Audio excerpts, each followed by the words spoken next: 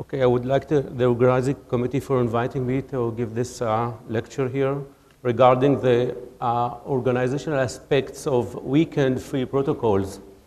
And like we know, about 10 to 15% of the patients who undergo IVF ET treatment suffer from what we call premature luteinization. That's why most of the protocols used nowadays are based upon the administration of GnRH agonist as a part of these protocols. The mechanism of action of the GnRH agonist, like we all know, is creating the hypothalamic pituitary depression or inhibition, and then we have the hypothalamic pituitary ovarian axis inhibition. One of the advantages of this protocol that we can manipulate the protocols in what we have long, short, or ultra-short protocols, and this approach may enable us to second or gain another advantage of these protocols. And like we know with the experience with these protocols, we have learned that a major advantage of the long protocol using GnRH agonist is that the initiation of exogenous gonadotropins after the pituitary desensitization that I have talked about can be delayed. And this delay is very important because we can prevent the ovum pickup in the weekends, what we call programming, scheduling, whatsoever. So by doing that, we can determine the date of the ovum pickup and without any detrimental effect upon the IVF outcome. Furthermore, we have learned that the delayed HCG administration for about 24 to 48 hours seem to improve fecundity and contributes to the planning of the ovum pickup. These were the early results from this combination of GnRH and gonadotropins. Furthermore, many IVF centers nowadays have become accustomed to the tight control of cycle scheduling offered by the long GnRH agonist protocol, in which initiation of the FSH can be timed early in the week to allow subsequent oocyte collection and embryo transfer on the weekdays. By that, we can manipulate, and if you want, we can delay by that the work in the weekends.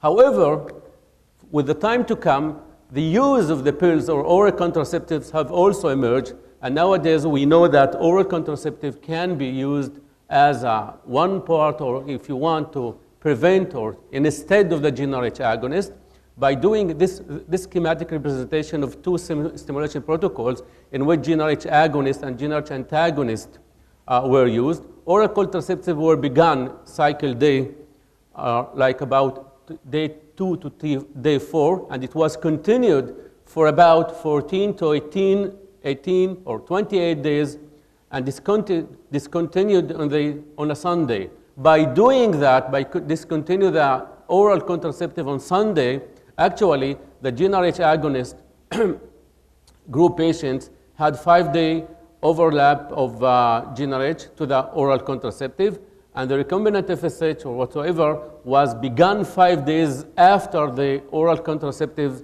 had begun on the subsequent Friday.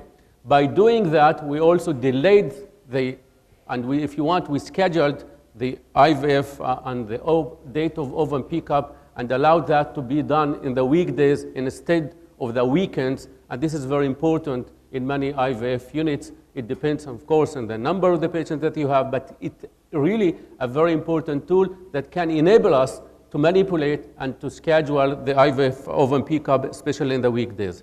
However, the use of oral contraceptive pre-treatment or treatment in combination with a long protocol, the agonist can be started, like I said, during the oral contraceptive.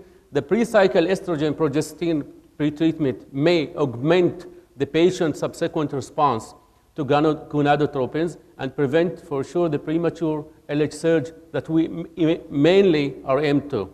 The main advantage of the long agonist protocol with oral contraceptive is the fact that the treatment does not need matching with the patient's cycle. This allows the time of oocyte recovery to be planned several weeks in advance. So till now we use the GnRH agonist as a tool, then we use the oral contraceptive, and now we use a combination, third protocol, in which we combine the oral contraceptive and the GnRH agonist for this manipulation. Other option, however, that the subsequent, in a non-comparative single arm, they found that in this protocol with the oral contraceptive and GnRH agonist, there was a poor clinical response among some patients pre-treated in this way. Furthermore, some clinical disadvantages were also found in which oral contraceptive pre-treatment increased the length of the perceived treatment considerably, and it could be argued that this mitigates one of the central advantages of GnRH antagonist over agonist, namely a reduction in the treatment burden. Now, it brings us to the use of GnRH antagonist in this concept. And like you know, the GnRH antagonist, the mechanism action of GnRH antagonist is it inhibits the immediate receptors in the pituitary, and it causes immediate decline in the gonadotropins. The GnRH antagonist is well used nowadays in many protocols. There are many protocols, the fixed or if you want the chain protocol whatsoever, but this is one of these protocols that is well known and well used in the IVF cycles.